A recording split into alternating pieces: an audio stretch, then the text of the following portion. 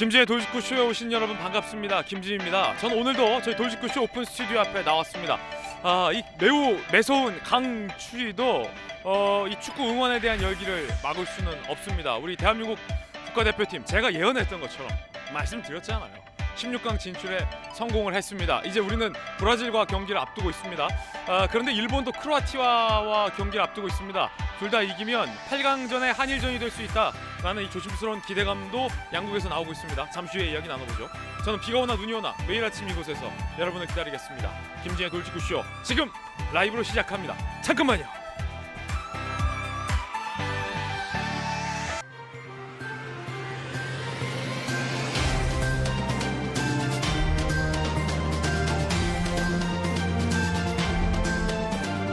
신문 읽어주는 남자입니다. 서훈 안보실장이 구속됐습니다. 문재인 전 대통령은 무례하다, 도를 넘지 말라 연이어 경고를 했는데 경고를 했지만 구속된 겁니다. 법원은 어떤 혐의로 서훈 전 안보실장 구속에 필요가 있다라고 봤을까요? 잠시 후에 이야기 나눠보겠습니다. 오늘 조간신문 4가지 키워드 준비되어 있습니다.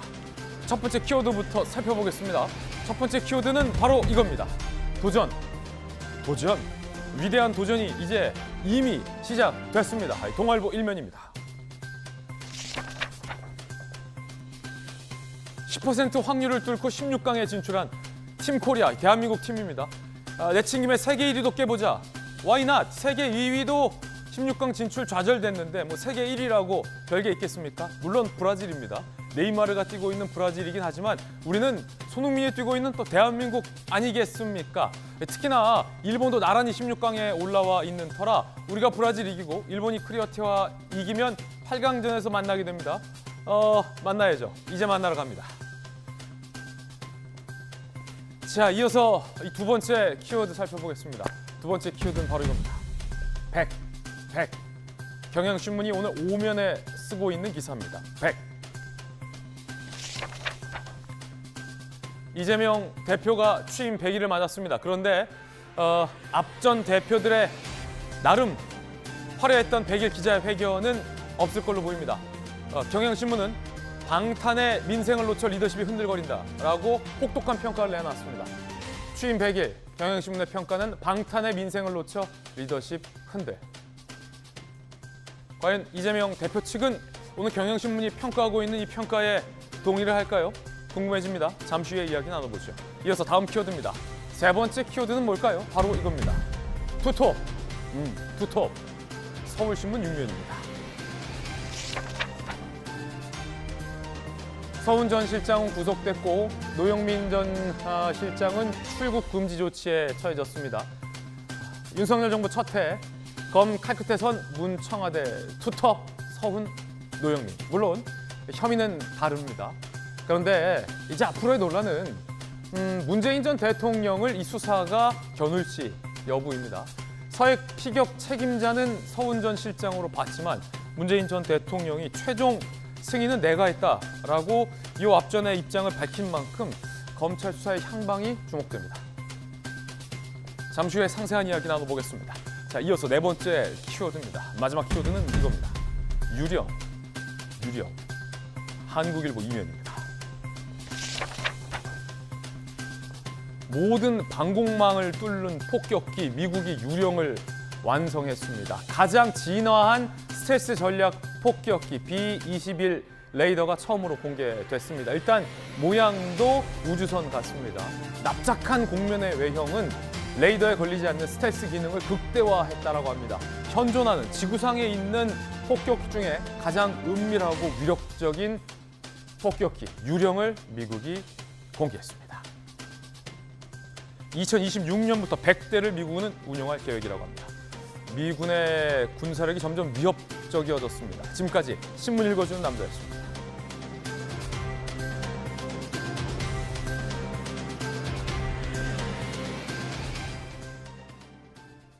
네, 월요일 아침 함께하신 분들 소개해드리겠습니다. 기자 출신, 언론인 출신의 한신대 김수경 교수, 그리고 비대위원 출신의 국민의힘의 김연아 의원 나오셨습니다. 부산에서 강한 민주당 재선 의원, 전재수 의원, 법전 들고 나온 정혁진 대표 변호사 나오셨습니다. 어서 오세요. 그러길래 제가 말씀드리지 않았습니까? 기적은 이루어진다. 대한민국이 16강 갈 수 있다.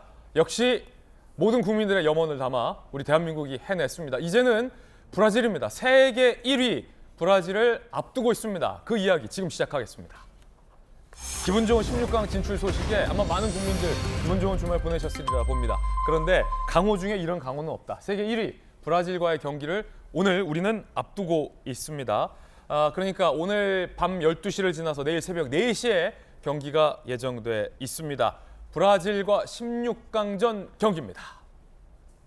자, 기적적으로 16강에 진출한 이 대한민국 보시면 브라질 전력을 좀 분석해 드리겠습니다. 뭐 랭킹 1위긴 합니다만 겁낼 건 없어요. 2위도 떨어졌어요, 이번에.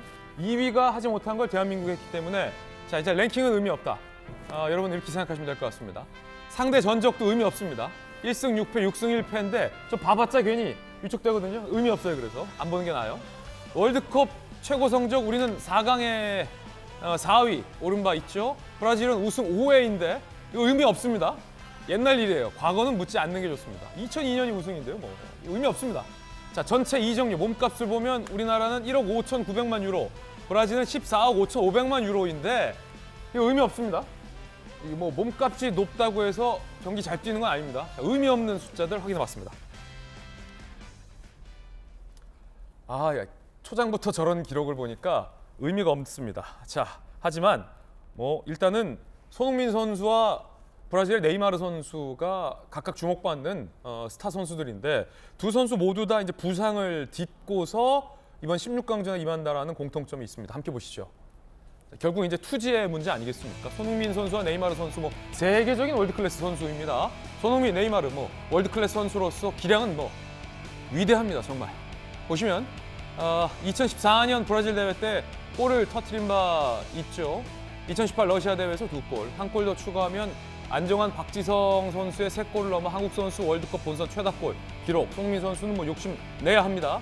자, 그리고 네이마르 A매치 기록이 122경기 75골, 3골 추가 시 축구 황제 펠레 넘어서 최다 득점자가 된다라는 기록이 있습니다. 두 선수 모두 다 이제 부상이 있긴 합니다만 컨디션은 손흥민 쪽이 더 좋아 보여요. 컨디션은 손흥민 선수 쪽이 더 좋아 보입니다. 자, 축구 전문가 두 분 모셨습니다. 군대 축구 전문가와 동네 축구 전문가 정혁진 변호사님. 네네. 일단은 대단했어요. 특히 이제 황희찬, 손흥민이 만들어낸 마지막 이 역전골, 극장골로 우리가 16강전 출전을 이제 확정 짓지 않았습니까? 어땠습니까? 지난 경기를 전문가적으로 분석해 본다면? 일단은 앵커께서는 브라질전 관련해서 조금 전에 봤던 모든 통계나 수치가 의미가 없다라고 말씀을 하셨는데 그럼요. 저는 브라질한테는 의미가 없는 게 아니고 예. 브라질 팀은 약점이 없어요. 약점이 없어요. 네. 브라질은 어떤 팀이냐면요. 네이마르 1명하고 예. 손흥민 10명이 뛰는 팀이에요. 네. 그러니까 사실은 우리는 그냥 그 마음을 비우는 게 좋겠다. 일단 저는 그 생각이 들고요. 왜냐하면 그 말은 포기하자는 말이 아니라 네. 그만큼 부담 없이 뛰어야 또 좋은 기량이 나온다. 그렇죠. 마음을 비우고 열심히 배운다는 자세로 열심히 수비하다가 예. 그러다가 이제 기회가 딱 생기면은 손흥민한테 딱 연결시켜가지고 손흥민이 골인을 넣는 거예요. 그러면 손흥민이 기록을 세우는 거예요. 예. 그렇게 해서 일석이조가 딱 돼야 되는데 원래 이제 수비를 하다가 기회가 생깁니다. 틈이 네네. 보이고 지난번 우리 16강전 진출을 확정지었던 포르투갈과의 경기에서도 마지막 그 역전골이 결국에는 그 역전 공격에서 우리가 나오지 않았습니까? 그래서 저는 그 손흥민이 참 대단하다고 예. 생각하는 게 손흥민은 지난 그 예선전에서 거기서 최소한 한 골은 더 넣었어야 돼요. 예. 그러면은 이제 4골이 돼가지고 대한민국 역사상 최대 그 월드컵 본선 득점자가 딱 되는 건데 조별리그에서. 네. 그런데 그 마지막 기회가 있었지 않았습니까? 예. 손흥민이 그런 기회에서 골을 넣은 적이 있었어요. 그 프리미어리그에서. 그럼요. 근데 제가 손흥민 같았으면 야 여기서 내가 이 골을 넣으면은 내가 역전골을 넣으면서 4골이 되면서 모든 스포트라이트가 나한테 다 떨어진다. 기록도 세우고. 야 얼마나 큰 의미냐 해가지고 제가 봤을 때 저 같으면 제가 쐈어요. 예. 근데 손흥민은 어떻게 했냐? 황희찬한테 밀어줬어요.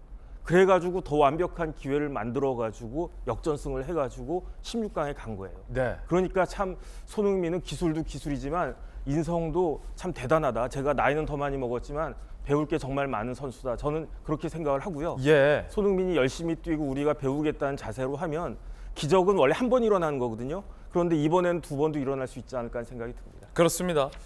이 손흥민 선수, 네이마르 선수 모두 이제 부상 투혼을 보여주고 있는데 훈련장에 네이마르가 나타나서 이제 연습을 임하는 모습이 목격이 됐습니다. 그런데 네이마르 휴대전화 배경화면에 우승 트로피가 또 목격됐다고 하는데 함께 보시죠. 자, 이렇게. 이게 뭐 일부러 보여주는 겁니까? 이거 의미 없습니다. 우리도 뭐 우승을 목표로 하고 그렇죠. 일단 뭐 기분 좋은 16강전 뛰었기 때문에 부담이 있는 쪽은 오히려 브라질이다라는 거 말씀드릴 수 있겠습니다.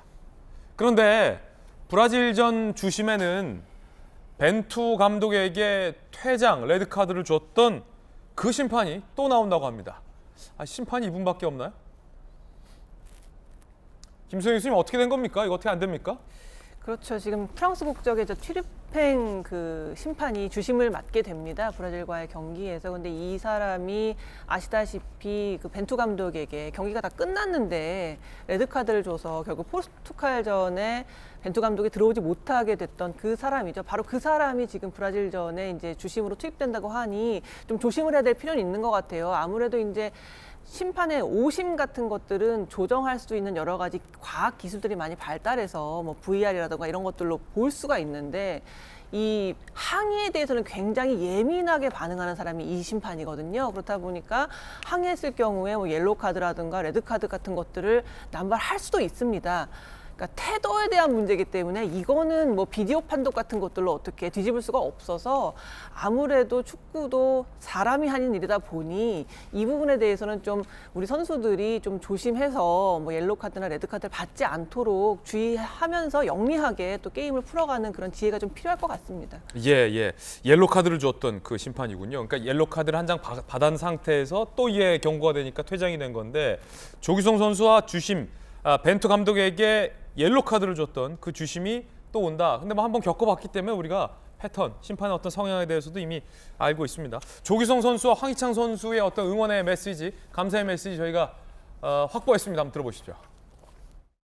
브라질전도 많이 응원해 주시고 그때 늦은 시간인데 저희 선수들 열심히 해서 꼭 경기력으로 보답드릴 테니까 많이 응원해 주시고요. 안전한 귀가 안전한 관람 부탁드립니다. 네, 감사합니다.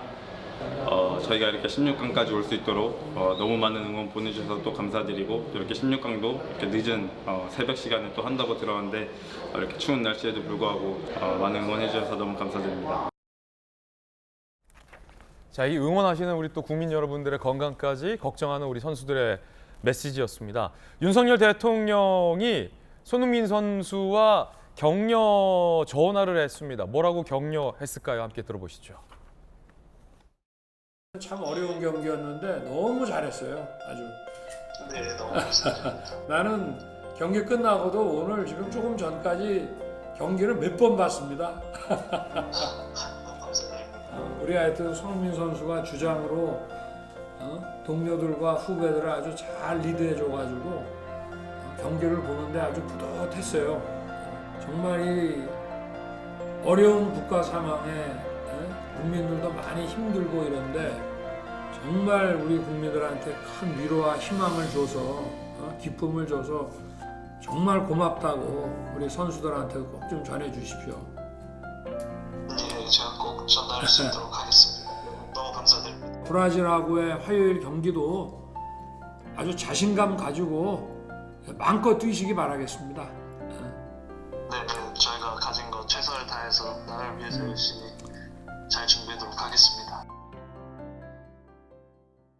김연아 의원님, 지금 윤석열 대통령이 손흥민 선수와 스피커폰으로 통화를 한 모습 좀 들어봤는데 일단 기분은 좋고 대통령이 축구를 또 좋아하잖아요. 근데 손 선수와 또 대표팀 선수들에게 격려 전화는 참 잘한 것 같아요. 이게 아무래도 대통령의 격려 전화가 왔다라는 것은 선수들에게 굉장히 좀 자부심도 느낄 것이고 손흥민 선수가 또 굉장히 책임감 있게 또 침착하게 답변을 잘한 것 같아요.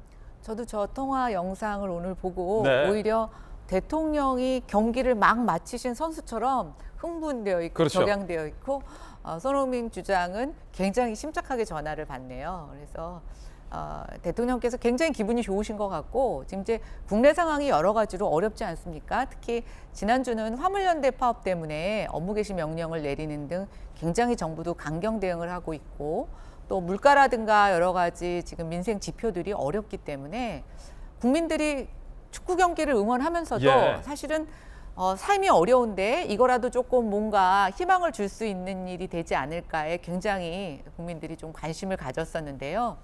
국민들의 기대에 정말 부응했죠. 저는 지난주에 사실은 어렵다고 생각했어요. 네. 왜냐하면 이제 우리가 이겨야 되는 것도 있지만 우루과이와 가나전의 승패를 우리가 어떻게 할 수 있는, 조정할 수 있는 변수가 아니기 때문에 예. 굉장히 어렵다고 생각했는데 와, 손흥민 주장의 마지막 멘트처럼 포기하지 않았고 국민도 포기하지 않았더니 기적이 일어났습니다. 저는 포르투갈전은 기적의 시작이라고 생각합니다. 옛말에 이런 얘기가 있더라고요. 기적의 시작은 힘차게 내딘 첫 발에서 시작이 되고 기적의 마지막은, 기적의 완성은 포기하고 싶은 순간에 내딛는 마지막 걸음에서 완성된다고 하는 말이 있는데요. 브라질전 쉽지 않지만 저는 포기하지 않고 어려운 상황에서 마지막으로 발걸음을 내딘다면 포르투갈전에 이은 굉장한 큰 성과가 있을 거라고 생각합니다. 대한민국 예. 축구 화이팅! 화이팅입니다. 자, 역전골에 성공을 한 황희찬 선수. 이 검정색 조끼 세레모니를 보여서 많은 전 세계 언론들이 관심을 보이고 있습니다. 황희찬 선수가 입었던 이 검정색 조끼의 정체는 뭘까요? 함께 보시죠. 황희찬 선수가 이제 상의 탈의 세레머니 유니폼 안에 입고 있었던 검은 조끼가 화제였습니다. 이게 이유가 있는 조끼였다고 해요. 전자 퍼포먼스 트래킹 시스템 EPTS라는 건데 선수들의 각종 데이터 측정을 위한 전자 성능 추적 장치라고 합니다. 이 첨단 축구, 과학 축구죠. GPS 측정, 가속도 측정, 심박 센서 등 측정 센서 등이 내장이 돼 있어서 다양한 이 과학적인 데이터들이 실시간으로 선수들의 플레이에 측정이 된다라고 합니다. 자, 이렇게 이 검은 속옷이라고 하기에는 좀 그러네요. 굉장히 최첨단 전자장치네요. 김수영 교수님. 네, 저렇게 요즘 이제 과학 축구라고 해서 선수가 뛴 거리라던가 순간 최대 속도라던가 심박수라던가 이런 것들을 다 트래킹할 수 있는 시스템이 저 검정색 이 브라탑처럼 생긴 저 옷에 웨어러블 기기에 다 저장이 되는 것이죠. 이제 저것들을 기반으로 여러 가지 작전도 짜고 과학에 기반한 이제 축구를 하는 건데요. 사람들이 좀 저 옷을 벗고 세레머니를 했을 때 저건 뭐지? 하고 좀 의아하긴 했었는데 그런 기능들이 숨겨 있는 옷이라고 합니다. 이제 저런 기술들을 통해서 우리나라 대한민국 축구가 점점 더 발전하고 있다라는 그런 생각이 드네요. 예. 자, 그런가 하면 사실 우리 16강이 가능했던 것은 또 우루과이, 가나 우루과이의 경기 결과 때문에 가능했습니다.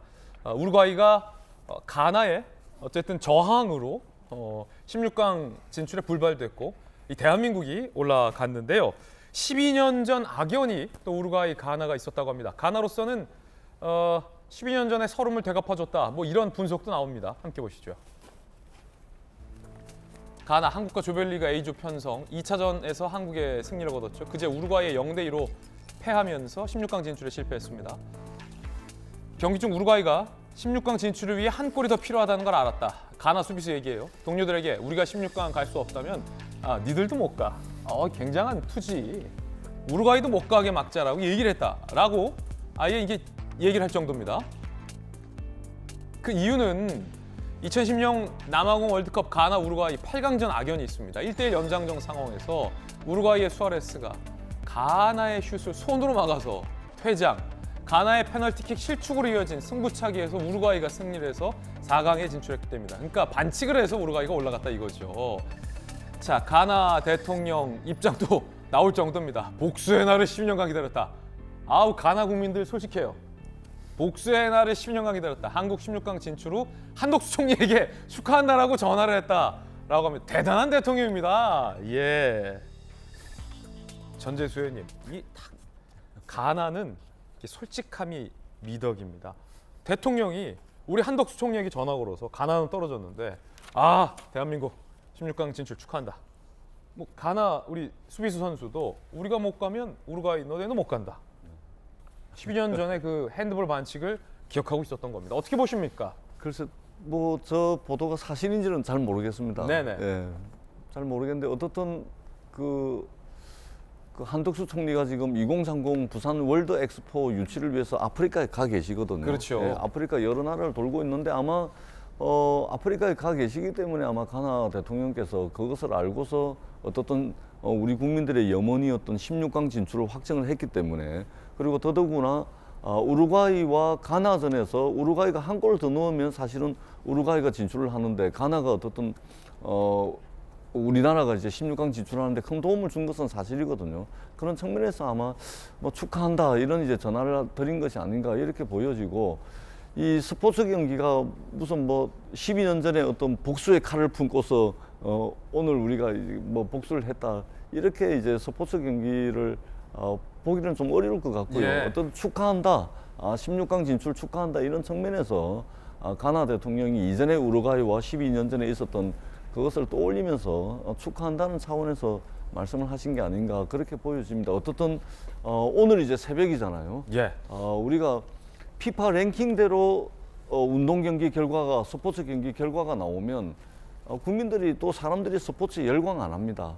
그 항상 순위와 다른 결과가 나오기 때문에 스포츠에 열광하는 것이고, 더더구나 월드컵에 열광하는 거 아니겠습니까? 브라질이 아무리 세계 최강 피파 랭킹 1위라 하더라도 항상 이변이라는 것이 나오기 때문에 우리가 열광을 하는 겁니다. 그래서 오늘 새벽에 정말 좋은 결과가 나오지 않을까 예. 그렇게 생각을 합니다. 예, 앞서서 이제 한 패널 발언 중에 좀 헷갈리는 부분이 있어서 바로 잡겠습니다.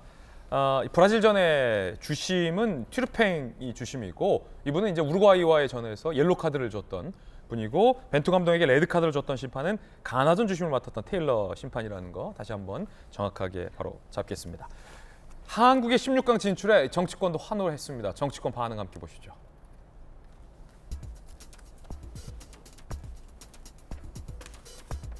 위로와 희망 절실한 때에 너무나 기쁘고 고마운 소식이다. 그레이트 코리아 16강 진출 위대한 국민이다. 뭐 이런 반응들. 우울했던 대한민국에 서광이 비치는 듯하다. 브라질도 깨보자. 정지석 비대위원장 반응이 제일 재밌습니다. 이봐, 노쇼 호날두 기분이 어떠냐? 크크. 호날두를 약올리는 입장도 나왔습니다. 박지성 해설위원은 동점골 당시에 호날두가 어시스트를 해줬다. 호날두 등 맞고 우리 쪽에게 공이 왔잖아요. 네티즌들 사이에서 아예 주민등록증 재외국민 호날두 라고 주민등록증까지 합성돼 있습니다.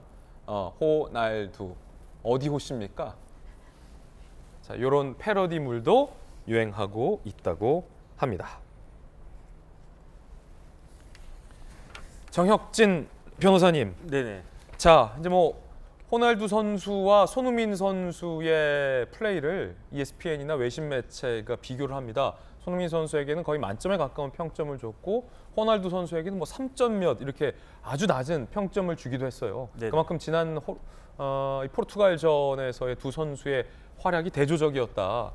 뭐 우리 네티즌들이 지난번 노쇼에 뭐 날강도 이런 별명도 지었지만, 포르투갈전 보면서 이 호날두가 기량을 다 발휘 못하고 있다. 우리 어떤 대한민국의 투지에 눌려서 말입니다.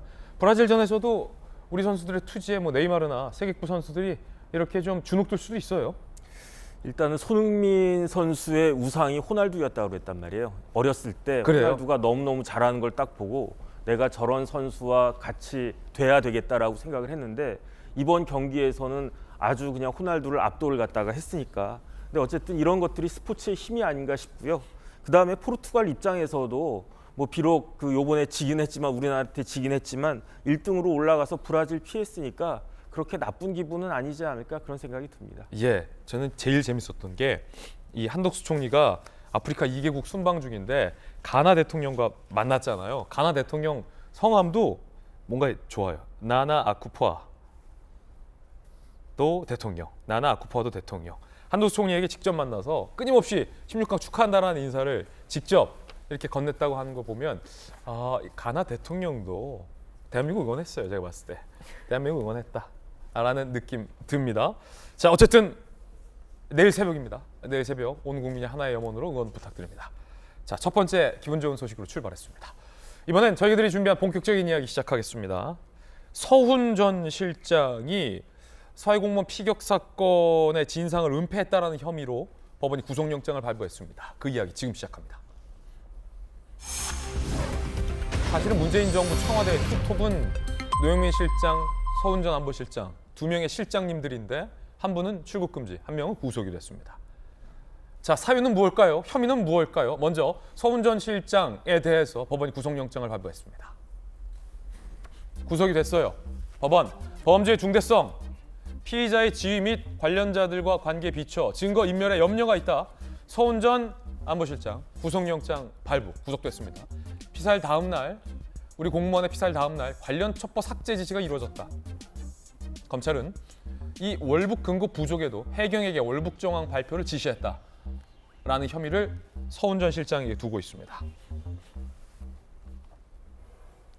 서훈 전 실장의 영장실질 심사 당시의 발언 들어보시죠. 오늘 어떻게 설명하셨어요? 성실하게 심사에 임했습니다. 검찰에서 기자회견한 거 가지고 증거 인멸 우려가 있다고 했다는데 이거에 대해서 좀 어떻게 생각하시나요? 잠깐만요. 첩보 처리 과정에서 대통령 지시가 따로 있었나요? 문재인 전 대통령에게 연락 받으신 거 있으세요?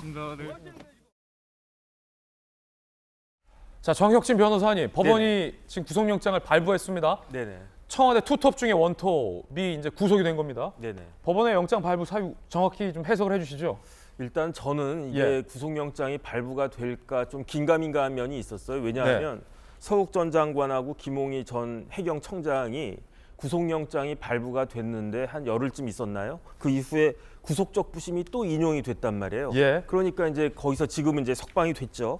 그래서 이런 부분들에 대해서 아마 영장 담당 재판부도 고민을 많이 했을 것 같다 그 생각이 드는데 그래도 이제 담당 그 김정민 부장이 이 서 실장이 이렇게 보고받고 그 다음에 지시하고 이런 행위가 고민한 끝에 그래도 이거는 범죄가 된다 이렇게 판단을 했다라고 하는 게 저는 가장 큰 의미가 있는 것이 아닌가 싶고요. 예. 그다음에 이제 두 번째는 또 뭐라고 이제 언론에 보면 밝혔냐면은 범죄가 굉장히 중대하다. 그다음에 피의자 지위가 굉장히 높다는 이야기죠. 그다음 이제 다른 공범자들과의 관계 같은 것들을 쭉 있었어도 이미 퇴직한 상황이긴 하지만 그럼에도 불구하고 증거 인멸의 염려가 아주 크다 해가지고 구속영장을 발부한 것이다라고 판단이 되는데 조금 전에 앵커가 말씀하신 것처럼 서 실장 바로 위, 서훈 그 전 실장 바로 위로는 딱 한 명밖에 없어요. 문재인 전 대통령. 예, 그러니까 여기서 이제 그 윗선까지 수사가 계속 될 것인지 아니면 서훈 전 실장을 확실하게 이제 그 판단을 하고 어쨌든 좀 그 더 볼 것인지 여기가 이제 관전 포인트가 아닌가 하는 생각이 듭니다. 서훈 전 실장이 구속되는 장면을 보면서 제가 질문하고 싶은 게 이건데 사실은 두 가지 결이 있습니다. 흔히 지금까지 정치권에서 논란이 됐었던 월북몰이냐 아니냐의 결, 한 가지 결. 근데 제가 본 건 이게 아니라 구체적인 서훈 전 실장 등의 행동에 대해서 과연 법원이 어떻게 판단할까를 봤는데 논쟁은 있습니다만 검찰은 서훈 전 실장이 해경에게 월북 발표를 지시했고 관련된 첩보들을 삭제할 것을 지시했다라고 보고 있지 않습니까? 네. 그리고 실제 그런 행동이 이루어졌다. 물론 서훈 전 실장은 부인하고 있습니다만 이 행위에 대해서 구체적인 행위에 대해서 과연 법원이 어떻게 볼까? 법원의 판단은 이게 굉장히 범죄의 중대성이 있고 이 연장선에서 봤을 때 증거 인멸을 우리겠다 이렇게 본 겁니까? 그렇죠. 1차적으로 이제 범죄의 혐의가 이제 그 유죄 판결이 되려면 판사가 담당 재판부가 그 합리적으로 의심할 수 없는 정도의 확신까지 있어야 되는데 구속영장은 그 정도까지 하는 건 아니거든요. 하지만은 적어도 범죄의 혐의에 대해서 소명이 됐다. 그런데 이게 뭐 단순히 뭐 절도죄나 이런 그런 잡범들이 아니지 않습니까? 그러니까 이 부분에 대해서는 담당 재판부가 아주 고민을 갖다가 더했을 거예요. 그러니까 역사상 최장시간의 고민 끝에 영장이 발부된 것이다 이렇게 볼 수가 있겠습니다. 왜냐하면 당사자들과 당시 정부 관계자들은 이렇게 해명을 했거든요. 반박을 했거든요. 그 몇 가지 삭제됐다 하더라도 아카이브에 다 남아있는데 원 데이터가 그게 무슨 삭제의 의미가 있냐라고 반박을 했거든요. 의미가 있죠. 왜냐하면은 결과보다도 행위 자체의 그 위험성이 있기 때문에 거기에 대해서 이제 범죄 성립하는 것은 그 문제가 없을 것 같고요. 중요한 거는 이런 행위들에 대해서 처벌했던 적이 사실은 여러 번 있었어요. 그다음에 제가 국방부에서 공무원 생활을 해봤지만 국방부의 거의 모든 그 자료들은 대외비거든요. 그런 대외 비밀 자료는 한번 이렇게 딱 지정이 되면 거기에 대해서 함부로 이렇게 건드리는 게 아니거든요. 왜냐하면 여기에 대해서 뭐 삭제하거나 수정하거나 그러면은 요즘 시스템에는 다 그 기록들이 남기 때문에 의심을 받기 때문에 아주 특별한 일이 없는 한 저 같은 사람은 뭐 위에서 아무리 이야기를 해도 잘 듣지를 않았을 거고, 그런데 그 공무원들 중에 굉장히 높은 분이 이렇게 강하게 이야기를 하면 그러면은 삭제하거나 그럴 수가 있는 거죠. 일단 나중에 찾아보면 남아 있을지 몰라도 지금 이 자리에서는 삭제가 되는 거니까. 그러니까 그런 부분들에 대해서는 매우 강력한 직권을 남용한 행위가 있었다라고 판단될 여지가 상당히 있지 않나 하는 생각이 드는 겁니다. 어쨌든 이 논란의 본질이 흐려지지 않기 위해서 다시 한번 정리를 하자면, 당시 정부에서 월북으로 판단했다, 이걸 두고 지금 검찰과 법원이 구속시킨 게 아니라 뭐라고 판단하든은 뭐 지난 정부의 판단이었겠습니다만 그 판단에 조금이라도 불리한 첩보 내지 정보들을 삭제 지시했다라는 이 행동에 대한 검찰의 문제 제기와 법원의 영장 발부다라는 점을 분명하게 하고 이야기 진행해야 될 것 같습니다. 문재인 전 대통령이 서훈 전 실장 구속에 또 입장문을 냈습니다. 지난번에는 도를 넘지 말라고 경고했는데 이번엔 어떤 입장 냈을까요?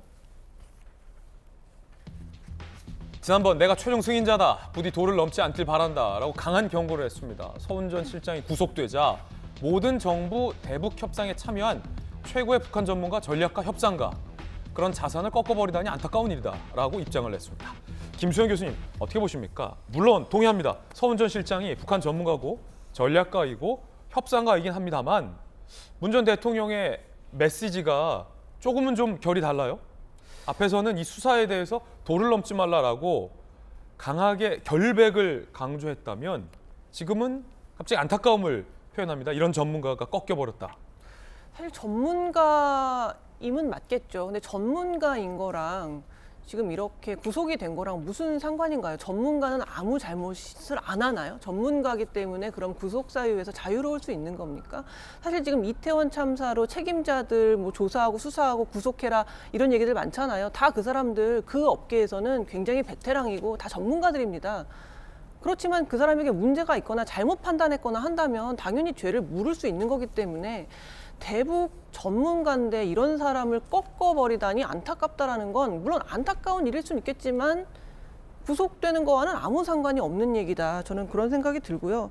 일단 그리고 이분은 지금 돌아가신 분 같은 경우에 이제 월북이라는 낙인이 찍힌 채로 북한에 의해서 아주 잔인하게 살해된 경우잖아요.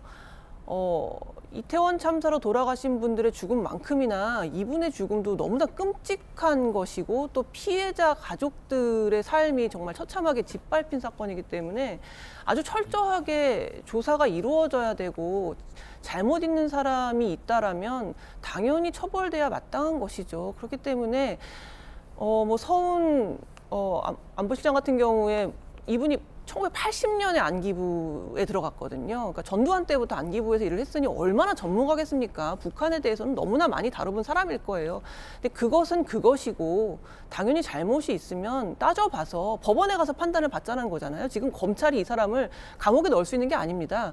이러한 혐의점이 있으니 수사를 해보고 기소를 해서 법원의 판단을 받아보자는 거거든요. 만약에 서훈 안보실장이 아무 문제가 없었다면 법원에서 무죄가 나올 것이기 때문에 이런 것을 두고 전문가를 이렇게 꺾어버린다, 자산이다. 이건 좀 본질과는 별 상관없는 얘기가 아닌가 싶습니다.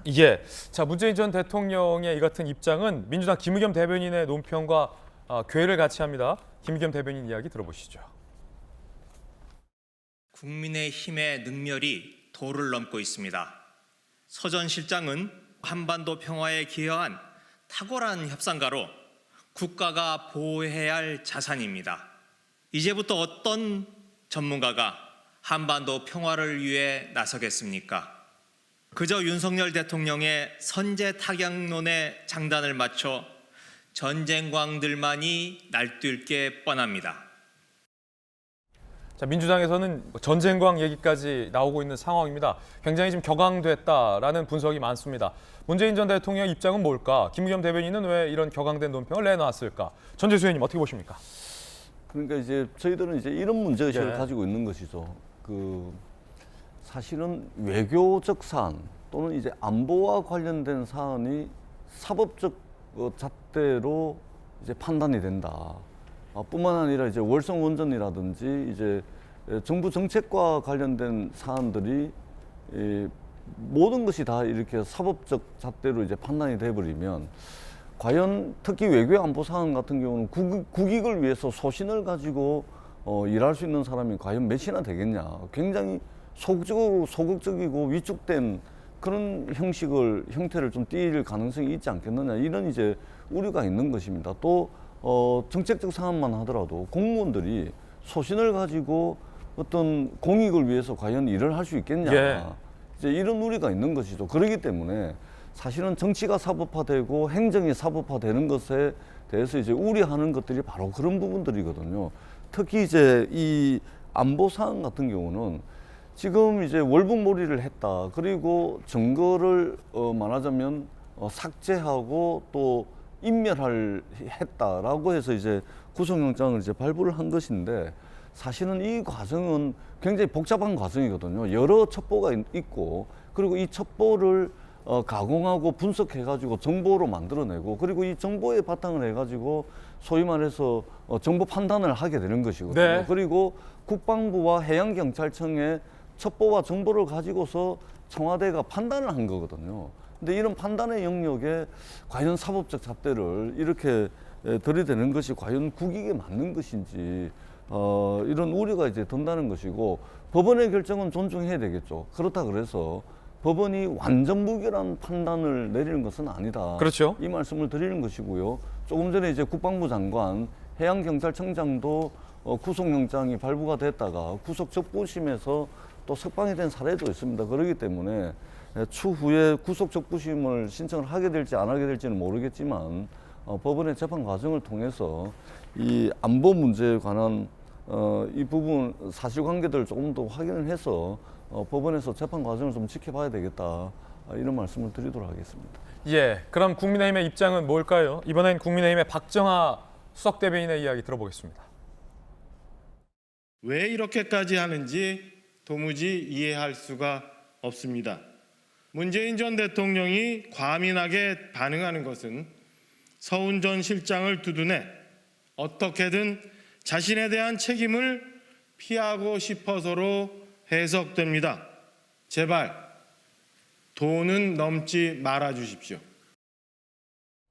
지금 도를 넘지 말라. 이건 문재인 전 대통령의 발언인데 그 워딩을 똑같이 지금 되돌려준 논평이 나왔습니다. 김연아 전 의원님. 일단 저는 거짓 브리핑과 가짜 뉴스를 생산하고 있는 뉴스 공장장을 맡고 있는 김의겸 대변인이 저런 공식 논평을 하는 거에 대해서 국민의 한 사람으로서 굉장히 불쾌하다는 말씀을 먼저 드리고 싶고요. 예. 아까 이제 전재수 의원님 말씀하셨는데 정책적 사안이라는 얘기를 계속 반복해서 하고 있습니다. 그러면 정책은 법치의 틀 안에서 벗어나도 해도 되는 건지, 그러면 우리가 공무원들이라든가 이런 사람들을 왜 감사를 하고 국정감사를 하고 하는지, 저는 그 부분에 대해서는 좀 잘못된 표현이라고 생각하고요. 이번 사건에 대해서는 아까 김진 앵커도 말씀하셨지만 이게 월북몰이다 아니다를 떠나서 그 해경의 월북상을 완전히 판단되지도 않았는데 발표하게 했던 지시가 있었느냐라는 것과 또 그거와 관련된 월북이 아니라고 증거할 수 있는 여러 가지 정보들을 삭제하라고 지시하였느냐라는 것에 대한 법적 책임을 묻는 자리입니다.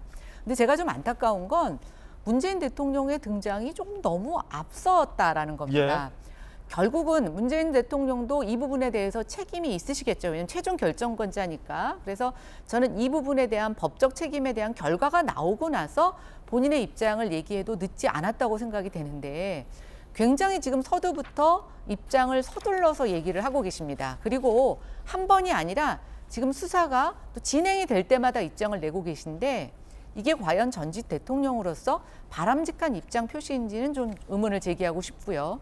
또 하나, 정책적 사안이라는 것은 결국 통치적 행위라는 것을 암시한다라고 보고 있는데 제 유추지만 사실은 월북을 단정 지을 만한 사항은 없었는데 통치적 재량 행위로서 그때 뭔가 북한의 눈치를 볼 일이 있어서 이걸 월북으로 단정했다라는 것을 간접적으로 고백하는 것 같아서 저는 오히려 민주당에게도 좀 안타까운 상황이다 이렇게 평가를 드립니다.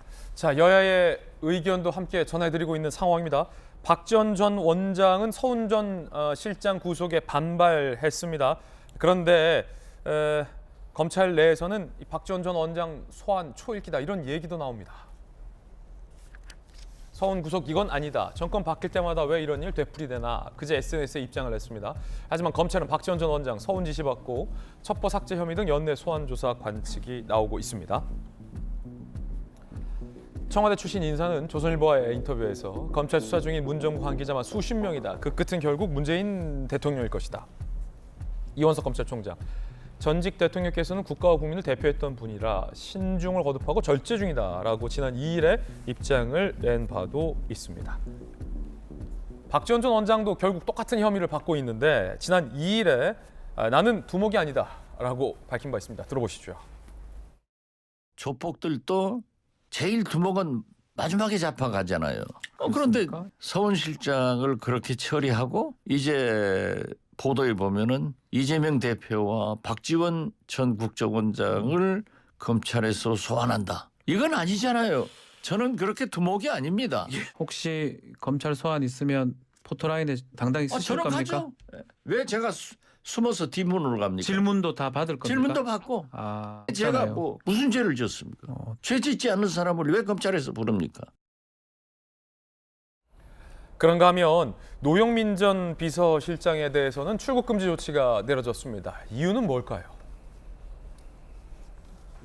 검찰이 노영민 전 실장, 이정근 전 민주당 사무부총장 취업 과정 개입 혐의로 출국 금지 조치. 2020년 총선 낙선 후 CJ그룹 계열사 상근 고문에 취업한 바 있죠. 물류 관련 이력이 전무한데 국토부의 추천을 받아 1억 원 연봉을 수령한 바 있습니다.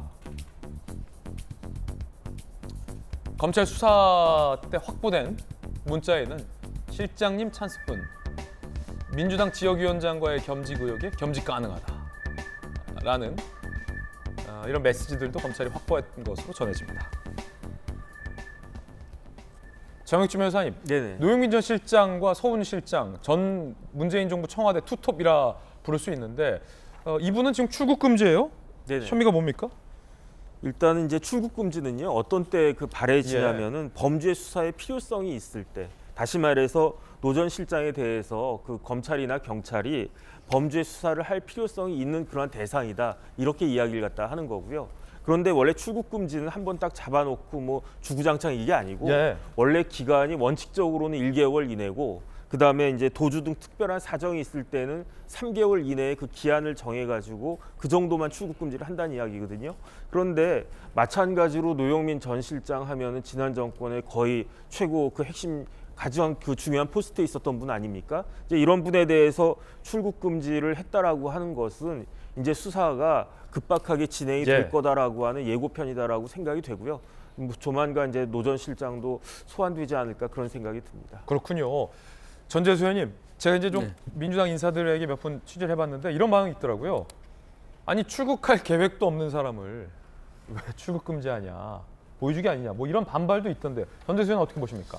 그러니까 이제 통상적인 수사를 하게 되면 뭐 출국 금지는 하는 것으로 알고 있습니다.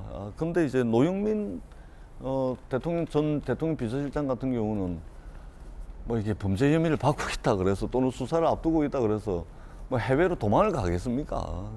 그러니까 이제 통상적인 수사 절차상 뭐 출국 금지를 하는데 이것을 굳이 언론에 공표까지 할 필요가 있겠냐? 그 일국의 대통령 비서실장까지 했는데 그런 측면에서 조금 지금 이제 형법상 피사실 공표라든지 수사 상황들이 계속해서 언론에 이제 보도가 되고 있습니다. 이게 피사실 공표 같은 경우는 형법상 3년 이하의 징역이거든요. 명백한 범죄 행위거든요. 특히 이제 지금 이루어지고 있는 정치인들에 대한 수사는 사실관계가 대한 나중에 법원에서 무죄가 나오든 어떻게 나오든 언론이 먼저 보도가 됨으로 인해 가지고 사실상 사회적으로 어떤 범죄 혐의가 심정이 굳어지는, 그렇게 해서 나중에 모든 의혹이 다 벗겨지더라도 그런 이제 이미 언론에 보도가 네. 됨으로 해서 그렇게 이제 굳어지는 경우가 많거든요. 예. 그런 측면에서 통상적인 수사 절차로 보여지지만 굳이 이것을 언론에 공표할 필요가 있냐. 좀 과한 조치가 아닌가 그렇게 생각을 합니다. 예. 자, 전재수 의원님의 의견도 들어봤습니다. 이번엔 저희가 준비한 다음 이야기 시작할 텐데 이재명 대표 취임 100일입니다. 그런데 통상 이낙연 전 대표도 그랬고 그 전 대표도 그랬습니다. 취임 100일 기자회견을 가졌는데 이번에는 이 회견이 생략되거나 상당히 조촐하게 축소될 가능성이 크다라고 합니다. 그 이유가 뭘까요? 그리고 대장동 수사는 지금 어디까지 왔을까요? 그 이야기 지금 시작하겠습니다. 이재명의 100일, 조여오는 대장동.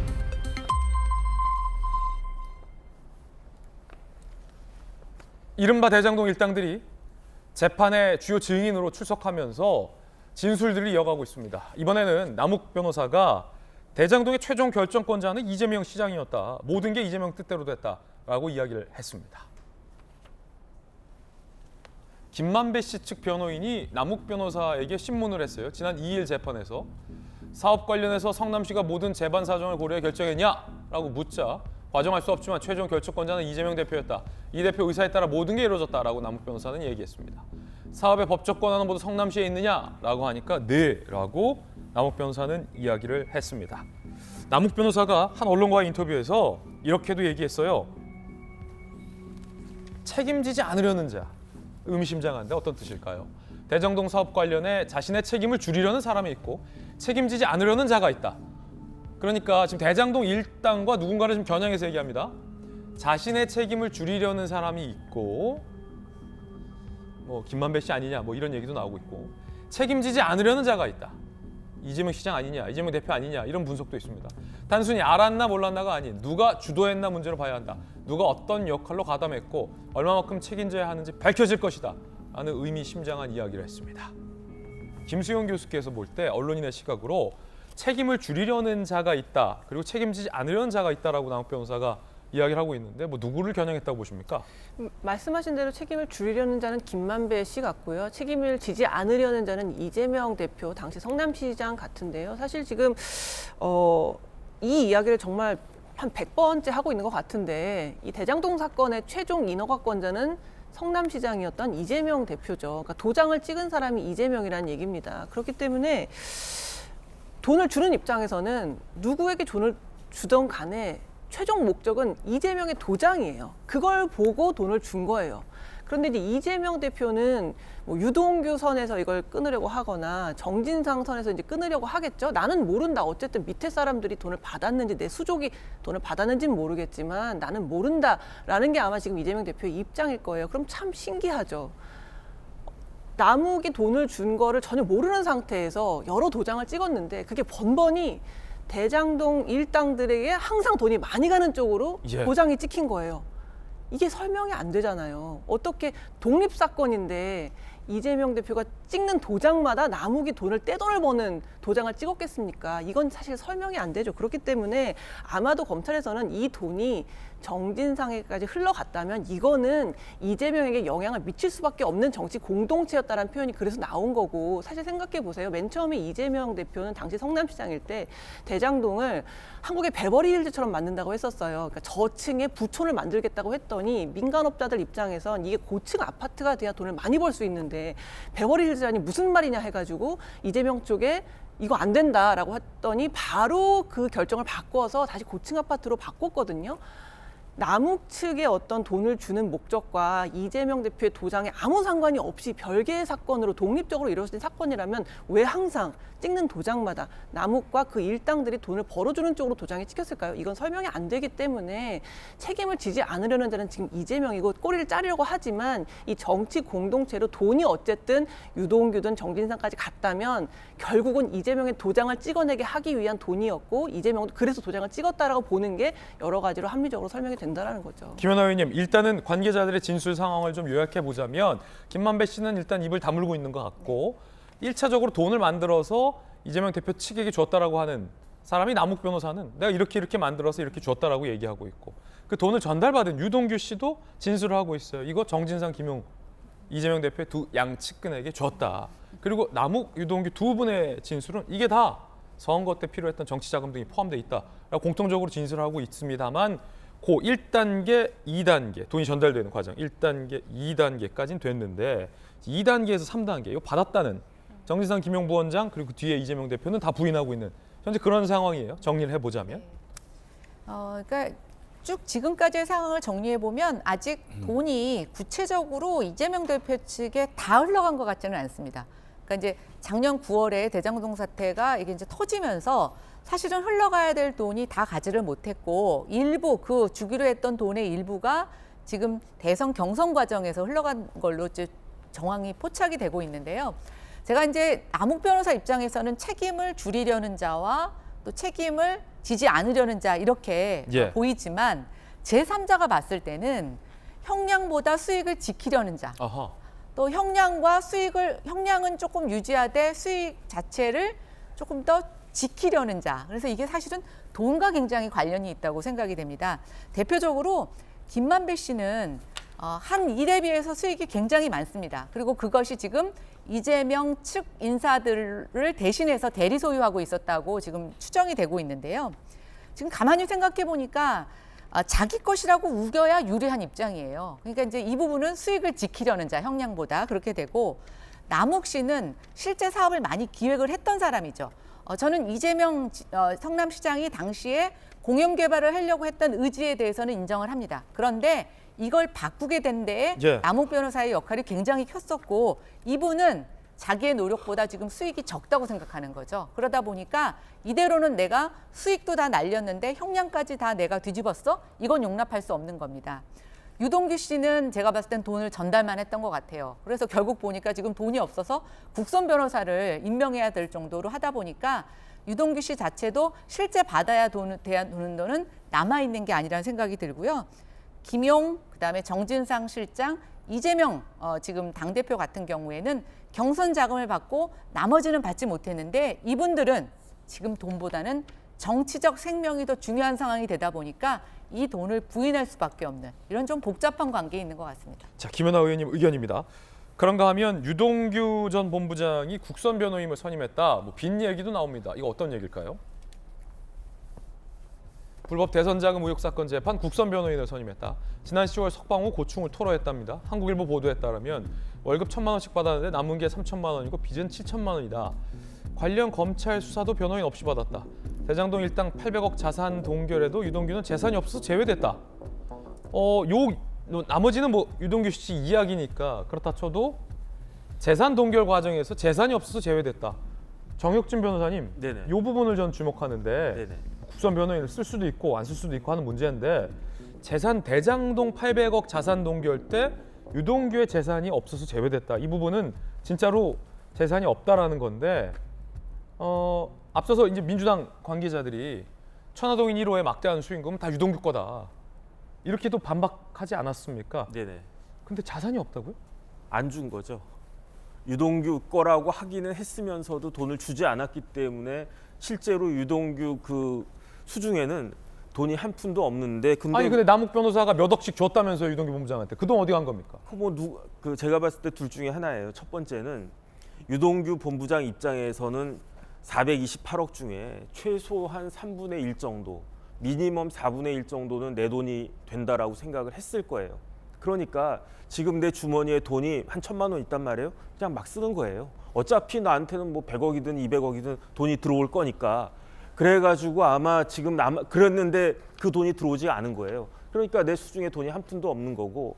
그 다음에 이제 남욱 김만배 씨를 통해 가지고 유동규 씨한테 돈이 이렇게 쭉 들어왔는데 유동규 씨가 이야기했잖아요. 그거 자기가 내가 쓴 게 아니고 나는 그냥 거쳐가지고 형님들한테 돈을 줬다. 그렇기 때문에 이게 뭐 결정적인 증거는 되지 않겠지만 정황적인 증거를 딱 봤을 때 아니 그 돈을 갖다가 줘가지고 만약에 이제 유동규가 다른 사람들을 형님들을 팔았거나 아니면 이재명 대표를 팔아가지고 내가 돈 줄 테니까 나한테 줘라 이렇게 해가지고 사기를 쳤으면 집에 장롱 속에 현금이 뭐 3억이든 4억이든 있었어야 되지 않습니까? 근데 그게 없단 말이에요. 그렇다라고 하면 이런 것도 문제가 되는구나라고 생각을 할 수가 있고요.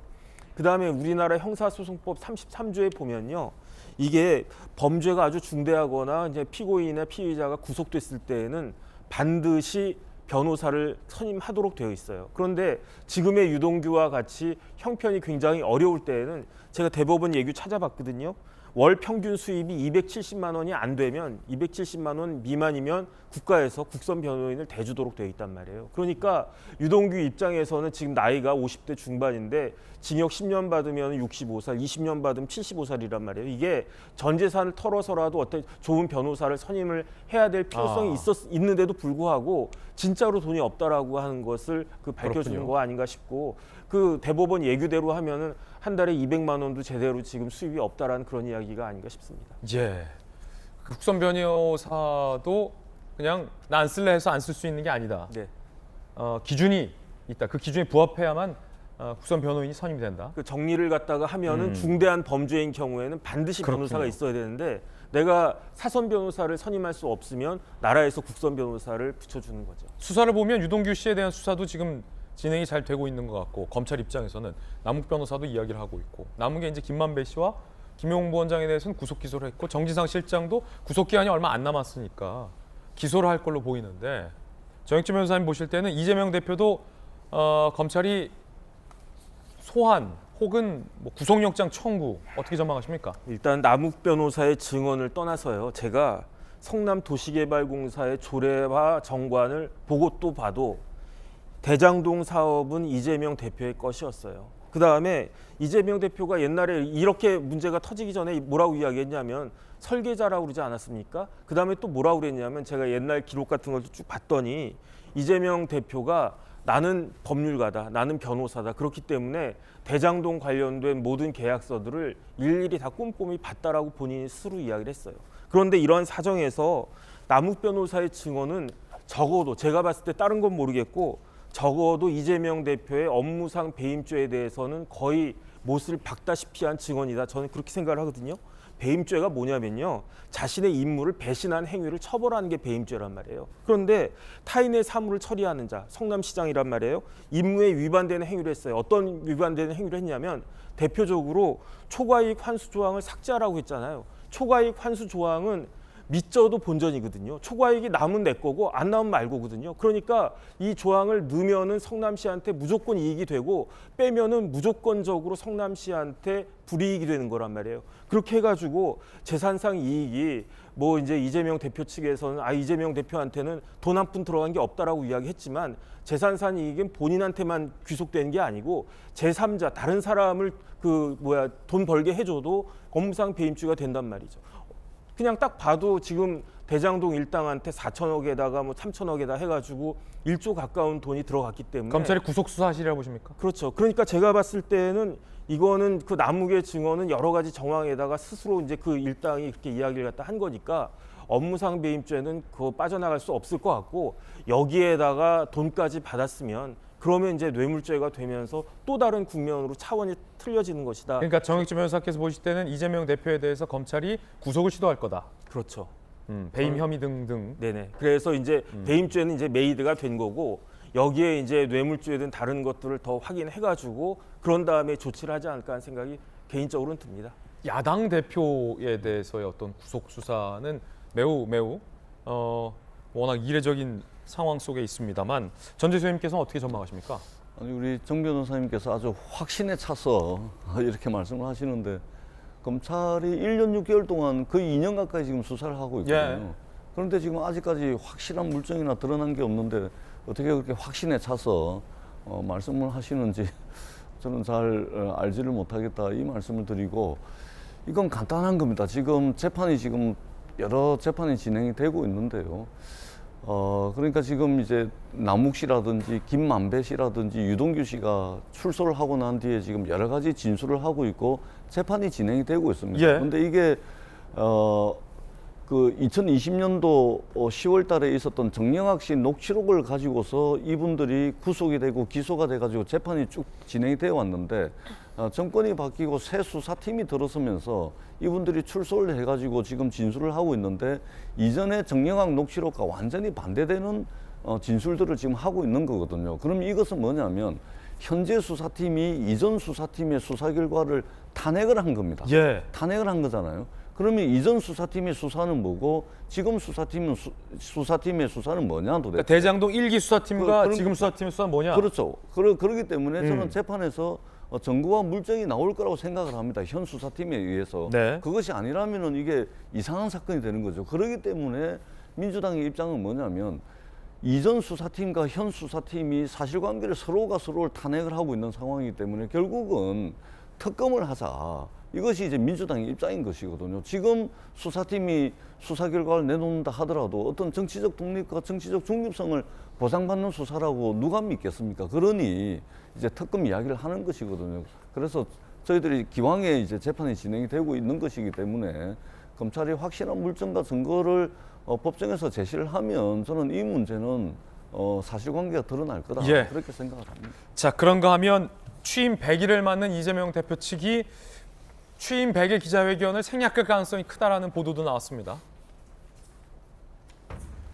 오늘 당대표 취임 100일이군요. 최고위 모두 발언 또는 SNS 메시지를 낼 예정인데 민주당 대표가 100일 기자회견을 안 한 건 7년 만의 일이랍니다. 이 대표 측 관계자는 동아일보에 지금 사과할 타이밍 아니다. 한 지도부 관계자는 이 대표 본인도 내가 하는 모든 말이 재판 증거로 쓰일 수 있다 말해. 지금 동아일보와 중앙일보에 인터뷰한 뉘앙스가 달라요. 동아일보에 인터뷰한 이 대표 측 관계자는 100일 기자회견 안 한 이유에 대해서 회견하면 사과해야 되는데 측근 구속에 대해서 적어도 타이밍 아니다 라고 하는 것. 중앙일보는 더 법률적으로 들어갑니다. 실리적으로 내가 하는 모든 말이 재판 증거로 쓰일 수 있다라고 말했다. 이 대표 본인도. 이렇게 중앙일보는 보도가 되고 있습니다. 상당히 의미심장한데 기자 출신이시니까 저도 사실은 여야 대표들의 취임 100일 맞이 기자회견 내지 제가 직접 인터뷰를 진행한 적도 많은데 지금은 이게 생략된다. 그런데 저는 아까 그 2명의 관계자 이 얘기 중에서 이 두 번째 지금 내가 하는 모든 말이 재판에서 증거를 쓸 수 있다. 그게 조국 사건 때 그랬거든요. 조국 전 장관이 소위 셀프 청문회에서 했던 말이 정경심 씨 지금 유죄받았잖아요. 정경심 씨 유죄받은 재판 결과에 따르면 조국 셀프 청문회 발언은 다 거짓말이에요. 거의. 주요 핵심 의혹과 관련해서. 거짓말이잖아요. 지금 그때 그렇게 했던 말이 증거로 쓰였거든요. 그 두 번째 지금 관계자의 말이 좀 걸려요. 저는 어떻게 보십니까? 그렇죠. 이재명 대표가 사실 말을 잘 하기도 하고 또 많이 하기도 하는 편이죠. 뭐 달변가에 다변가라는 이야기가 있는데 최근에는 정말 말을 아끼고 있어요. 기자들의 질문에도 거의 묵묵부답으로 아무 말도 하지 않고 있고. 그런데 이재명 대표가 제가 볼 때는 궁지에 몰렸을 때 굉장히 공격적인 말을 함으로써 방어를 하거든요. 마치 최선의 방어는 공격이라도 되는 것처럼. 그래서 결국 뭐 대장동 사건 맨 처음에 터졌을 때도 윤석열이 몸통이라는 얘기도 했었고 또 뭐 국토부가 협박을 했다는 얘기도 했었고 뭐 유동규에 대해서는 부패 사범이다. 내 측근이라고 말하려면 정진상, 김용 정도는 돼야지라는 얘기도 했었고 근데 이런 말들이 결국 다 부메랑으로 돌아왔거든요. 앞뒤가 안 맞는 것들이 많은 거예요. 왜 그러냐? 순간순간 그 상황을 모면하기 위해서 어떤 말을 하잖아요. 그렇게 됐을 때는 나중에 이걸 다 돌이켜봐서 종합해보면 앞뒤가 잘 안 맞는 거예요. 그렇기 때문에 전에도 말씀드렸지만 설계는 자기가 하고 몸통은 윤석열이고 돈은 유동규가 가져간다는 조각조각으로 이렇게 순간을 모면하기 위해서 말을 해버리면 이게 다 붙여놨을 때는 말이 안 되는 경우가 발생하거든요. 그렇기 때문에 100일 기자회견을 할 수도 있겠지만 거기에서 정진상, 김용에 대해서 적어도 아무 말을 안 해도 뉴스가 되고 할 경우에는 해도 뉴스가 되는데 그때 무슨 말을 했느냐가 결국 자기의 발목을 잡을 거라는 판단이 들기 때문에 아예 기자들을 만날 필요가 없이 그냥 기자회견은 하지 않고 아마 SNS나 이런 지면이나 온라인상을 통해서만 이제 메시지를 내지 않을까 그렇게 전망이 되고 있습니다. 취임 100일을 보면 많은 언론들에서 새 대표의 취임 100일을 소위 평가를 합니다. 그런데 오늘 경향신문의 평가가 상당히 흥미롭습니다. 앞서 제가 신문 읽어주는 남자 소개해드렸는데 경향신문이 이 대표 취임 100일을 보도하면서 이렇게 보도했어요. 방탄의 민생 노처 리더십 흔들. 이 말은 세 가지를 경향신문 제목에 평가하고 있는데 첫 번째는 이 대표의 취임 100일은 방탄이었다. 두 번째는 민생을 놓쳤다. 세 번째는 리더십도 흔들렸다. 경향신문이 굉장히 아주 뼈아프게 평가를 하고 있습니다.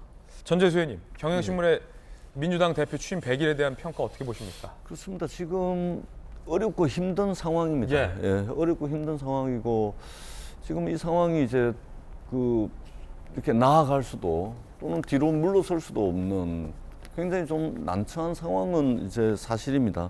그리고 실제 윤석열 정부에서는 거의 모든 사정기관을 총동원해서 전 정부 그다음에 야당 수사에 올인을 하고 있는 상황이기 때문에 민주당이 또 선택할 수 있는 카드도 그렇게 많지가 않습니다. 왜냐하면 칼자루를 집권 여당 윤석열 대통령이 쥐고 있는 상황이기 때문에 칼날을 쥐고 있는 야당, 그것도 야당 대표가 선택할 수 있는 게 사실은 많지가 않죠. 지금 국정원, 경찰, 감사원, 국세청, 경찰, 검찰까지 국가의 모든 수사 역량이 지금 다 동원되고 있는 거 아니겠습니까? 특수수사 역량이 직결되어 있는 서울중앙지검의 6개 특수수사부서, 공공수사 1부, 2부, 3부, 반부패 수사 1부, 2부, 3부 전부 통틀어서 야당 수사, 전 정부 수사에 올인하고 있는 거 아니겠습니까? 윤석열 정부 6개월 동안 조사, 수사, 감사, 소환, 압수수색, 체포영장, 구속영장 뭐 이런 이야기들이 신문지면에 가득 채워졌던 거 아니겠습니까? 그렇기 때문에 사실은 야당이 선택할 수 있는 것은 별로 없습니다. 범죄 혐의가 있다면 수사받고 죄가 있다면 죄값을 받아야 되겠죠. 그러나 과연 지금의 수사하고 있는 것이 공정하냐, 그리고 형평성이 있느냐, 그리고 이것이 정치적 독립과 정치적 중립성이 보장된 상황에서 철저하게 공정하고 형평성 있는 수사가 진행되고 있느냐라는 것에 대해서 국민들의 판단은 조금 다른 것 같습니다. 그렇기 때문에 야당이 사실상 선택할 수 없는, 이러지도 저러지도 못하는 굉장히 힘들고 어려운 상황에 처해 있다. 그럼에도 불구하고 정기국회 시즌에서는 정기국회에 맞는 야당의 역할을 할 것이고, 그렇지 않은 상황에서는 또 그렇지 않은 상황에 맞게끔 야당의 역할을 최선을 다해서 하겠다. 이런 말씀을 드리도록 하겠습니다. 예, 자 경향신문의 보도 제목 방탄의 민생 노철 리더십 흔들. 박지원 전 비대위원장이 한마디 했습니다. 이 대표의 팬덤과 헤어질 결심해야 한다. 조국의 강 넘어 이재명의 강이 생길까 두렵다. 민주당은 4살 도려내는 결단이 필요하다. 이거 지금 민주당을 향해서 얘기하고 있는 거예요. 팬덤이랑 아예 헤어지자. 조국 전 장관의 이재명 대표를 비유하면서 도려내야 된다. 4살을. 이란 얘기를 하고 있습니다. 경향신문이 취임 100일을 평가함에 있어서 사실은 이재명 대표는 방탄 아니라고 부인했습니다. 의원 출마, 당대표 출마는 방탄을 하기 위함이 아니다라고 부인을 했습니다만 그런 무수히 많은 해명들을 경향신문은 그냥 무시하고 방탄이다라고 쓰지 않았습니까? 박지원 전 비대위원장은 조국 전 장관에 아예 비유했습니다. 이재명의 강 생길까 우려된다. 도려내자 4살. 김연아 의원님 어떻게 보십니까? 드디어 이제 민주당 안에서 이재명 대표와 결별해야 되는 것인가, 이재명호를 버려야 되는 것인가라는 것에 대한 논의가 저는 이제 본물이 터졌다고 봅니다. 그동안 이제 소수 의원들이 간헐적으로 발언을 함으로써 일부에서는 혼자 스타 정치하려고 하는 것이다. 아니면 뭐 당에서 아주 소수 목소리다 이렇게 치부가 됐었는데요. 경향신문, 저는 민주당이 굉장히 우호적이고 진보를 표방하는 언론이라고 생각합니다. 근데 경향신문에서 방탄이라는 단어를 제일 앞에 내세웠다. 저는 결코 무시할 수 없는 평가라고 생각하고요. 박지원 전 비대위원장도 제가 알고 있기로는 이재명 대표의 청거를 통해서 비대위원장이 된 것으로 알고 있습니다. 그랬던 그가 이제 이재명 대표와의 결별을 얘기하고 있다라고 하는 것은 안에 내부에 굉장히 사분오열되고 있는 것이 이제 겉으로 드러나고 있다고 생각을 하고 있습니다. 이재명 대표가 취임 100일을 맞이하여 기자회견을 하지 않는 것을 보고 저는 일말의 양심이 있으셔서 본인이 사실은 불가피하게 방탄이 된 것에 대한 미안한 마음이라고 생각을 했는데 좀 전에 보도를 보니까 그마저도 재판을 생각한, 재판에서 유불리를 생각한 어떤 그런 계산이었다고 생각하니까 정말 더 실망스럽습니다.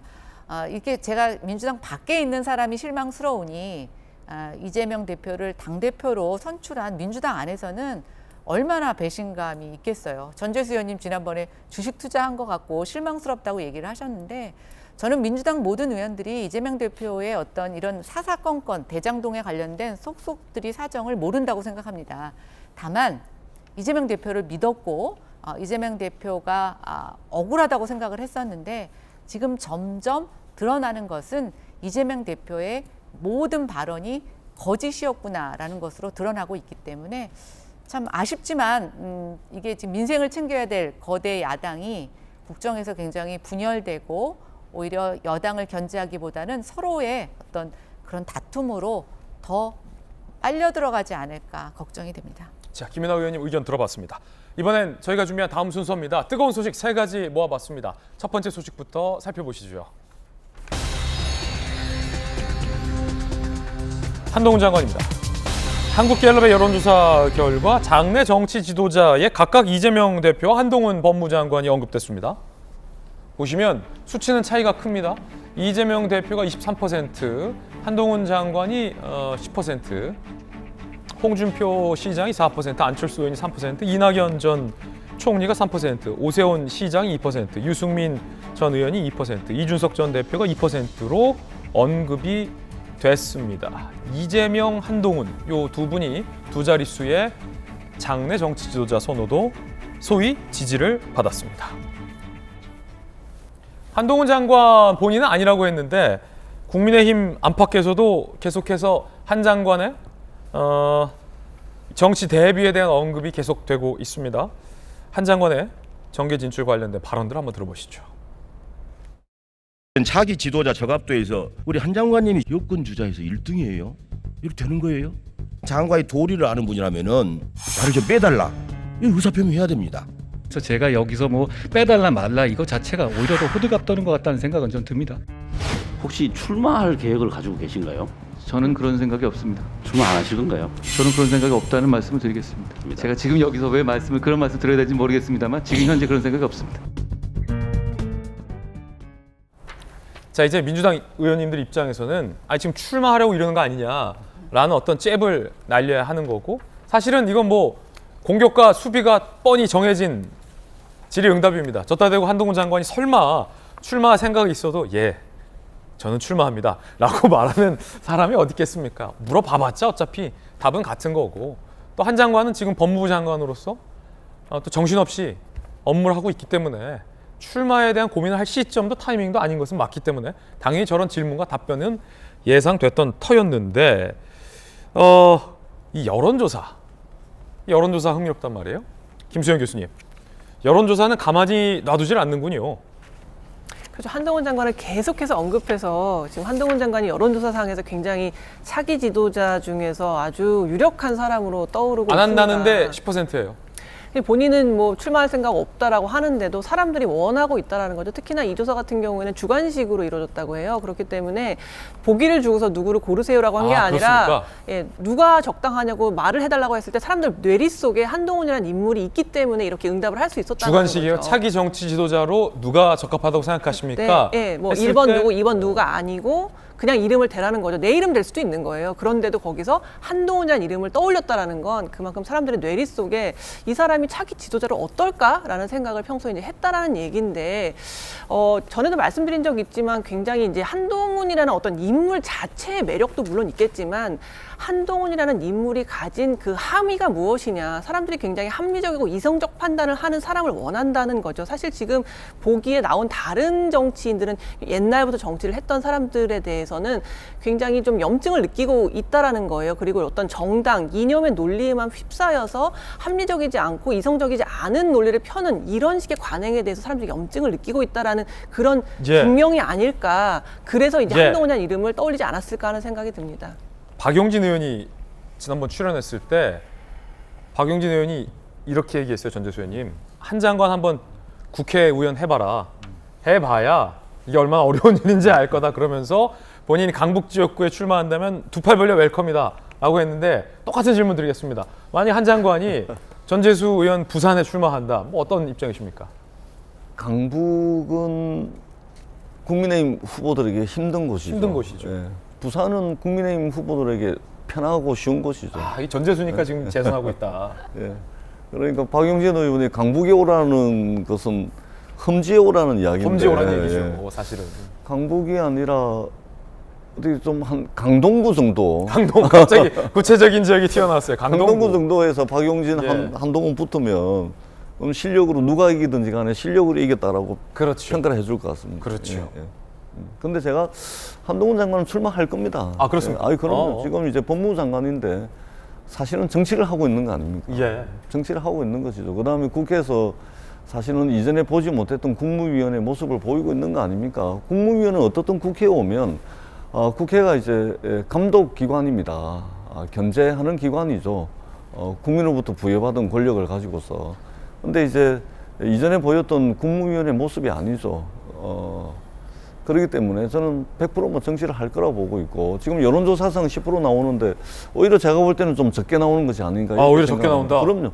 윤석열 대통령의 측근 중에 측근이고 복심 중에 복심인데 윤석열 대통령을 지지하는 거의 대부분의 사람들이 사실은 한동훈 장관을 지지를 해야 되는 것이죠. 그러면은 한 30% 정도 나온다고 손 치면은 아무리 못 나와도 20% 이상은 나와야 되는데 10% 15% 나오는 것은 오히려 적게 나오는 것이다. 그동안 한동훈 장관이 보여왔던 모습은 아주 강성 지지층들은 박수를 칠지는 몰라도 중도층이나 무당층에 있는 사람들은 이게 싸움을 더 큰 싸움으로 만들어버리고 모든 것을 거의 뭐 진영 논리의 싸움으로 이제 만들어버리는 그런 것들을 봐왔기 때문에 그렇게 호감을 가질까?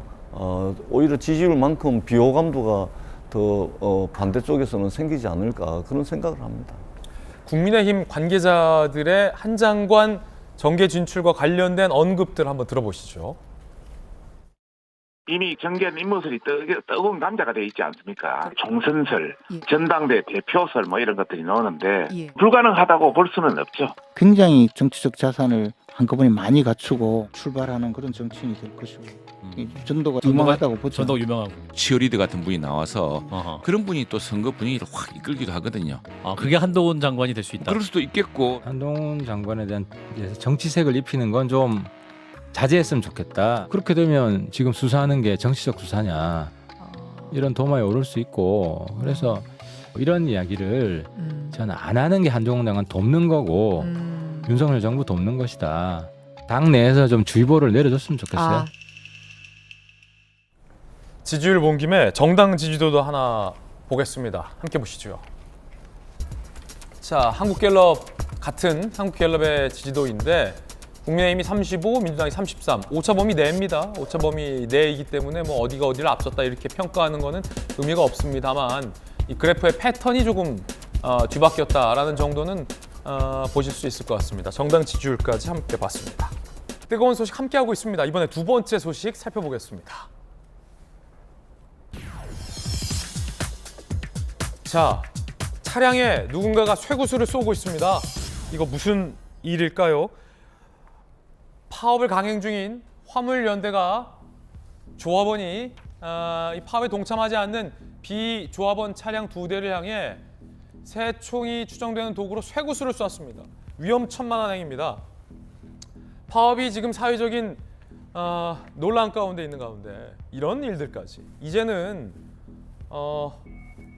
이런 불법 행위 그리고 생명까지 사실은 위협할 수 있는 폭력 행동에 대해서는 아무리 주류 노조라고 하지만 처벌받아야 합니다.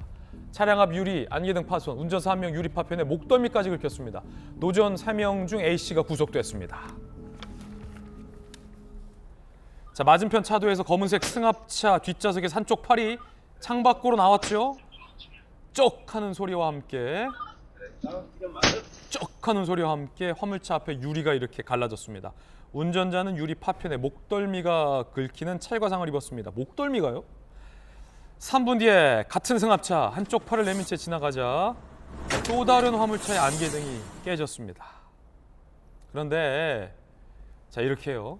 이 사건 발생 직전 CCTV도 입수가 됐는데 해당 노조원이 인근에서 연습하는 듯한 모습도 이렇게 새총 같죠? CCTV에 포착됐습니다. 길을 걷다 주머니에서 새총으로 보이는 물체를 꺼내더니 도로를 향해 뭔가를 발사하고 몇 걸음 걷다가 다시 한번 또 쏜 겁니다.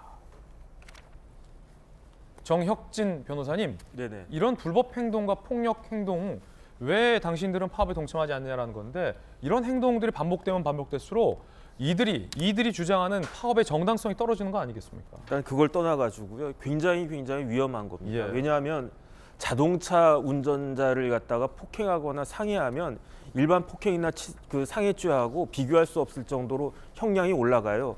그 옛날에 뭐 법무부 차관이 택시 운전사 해가지고 아주 크게 처벌을 받았지 않았습니까? 이용구 전 차관. 네네. 그게 왜 그러냐면 택시 움직이는 차에 대해서 그렇게 운전사에 대해서 폭행 협박해가지고 제2차 사고가 발생할 수 있기 때문에 가중 처벌하는 건데요. 이거는 그 큰 트럭이 만약에 저게 이제 저런 장소가 아니고 정말로 이렇게 위험한 장소에서 저런 쇠구슬이 날라왔는데 운전사가 잘못해가지고 저 트럭을 갖다 꺾었다. 어마어마한 대형 참사가 벌어질 수도 있는 거란 말이죠. 그렇기 때문에 저거는 이제 그 특가법상으로 아주 강하게 처벌될 가능성이 높지 않을까 하는 생각이 들고요. 그다음 또 하나는 뭐냐면 동업자 정신이 없는 거잖아요. 서로 생각이 틀릴 수 있지만 같은 그 일을 갖다 하고 있는 사람인데 그다음에 그 밥벌이하는 그 차인데 그 차를 갖다가 망가뜨리고 그 차를 운전하는 사람에게 아주 위협을 가하는 것은 그야말로 동업자 정신이 없는 거다.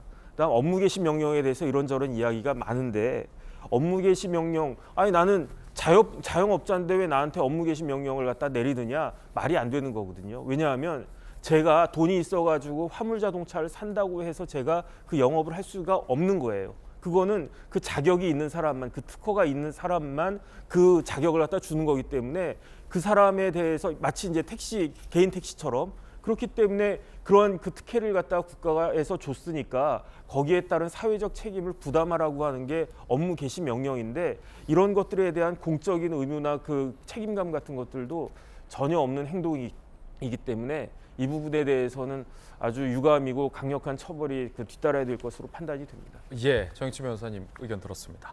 뜨거운 소식, 세 번째 소식도 마저 공개하겠습니다. 많은 분들이 마스크는 실내에서 언제 벗지 궁금해하실 건데 대전광역시에서 실내 마스크 벗는다? 대전 지난달 30일 내년 1월 자체 행정명령 발동에 실내 마스크 풀겠다. 중대본 협의를 거쳐야 한다라고 퇴짜를 놨습니다. 이장우 대전시장, 미국이나 유럽은 실내외 마스크 다 벗은 상태, 개인 자유를 맡겨야 한다라고 이야기를 하고 있어서 논란입니다. 대전시가 이제 시도를 하려 하는데 정부가 제동을 걸었는데 김연아 의원님. 근데 지금 모든 국민들이 사실은 좀 갑갑합니다. 특히 날씨가 좀 추워지면서 저같이 안경 쓴 사람은 마스크를 쓰고 실내에 왔다 갔다 거리면 이 안경에 서리가 껴가지고 사실은 걸을 때도 굉장히 위험할 수가 있어서 마스크를 벗고 싶은 욕구들이 굉장히 많은데요. 그럼에도 불구하고 요즘 간간히 코로나 확진자가 늘어나고 있다 또는 얼마 발생했다라고 하는 문자, 안전 문자를 받으시는 국민들이 있습니다. 독감과 또 감기, 여러 증상이 복합되면서 굉장히 혼돈을 주고 있긴 하지만 여전히 코로나에 대해서 좀 두려움이 있는 것도 사실인데요. 문제는 저 논의가 지금 대전시뿐만이 아니라 중대본 전체 차원에서 좀 심도 있게 논의됐으면 좋겠다는 생각이고요. 또 하나 저도 이번에 알게 됐는데 대전시가 자체적으로 행정명령을 발동하는 것에 대한 어떤 적법성이 의심이 되기는 하지만 실사 저거를 시행했을 때 중앙정부 측에서 어느 정도 제재를 하거나 처벌할 수 있는 조항이 없다고 하더라고요. 결국 대전이 저렇게 물꼬를 튼다면 다른 지방자치단체에서도 좀 따라서 마스크 해제를 하는 행정명령이 이어지지 않을까라는 기대 반, 우려 반이 있습니다. 그렇군요. 저희들은 6초 광고 보고 다시 돌아오겠습니다. 잠시 후에 뵙죠. 자, 오늘 저희들이 준비한 소식 모두 다 전해드렸습니다. 내일 아침 8시 50분에 이 자리에서 대한민국이 브라질을 꺾고 8강전에 진출했다라는 소식을 꼭 제가 채널A에서 제일 먼저 전하고 싶은 간절한 희망을 담아 응원 부탁드립니다. 저희들은 내일 아침 8시 50분에 뵙겠습니다. 오늘 하루는 분명 어제보다 나을 겁니다. 좋은 하루 되십시오. 고맙습니다.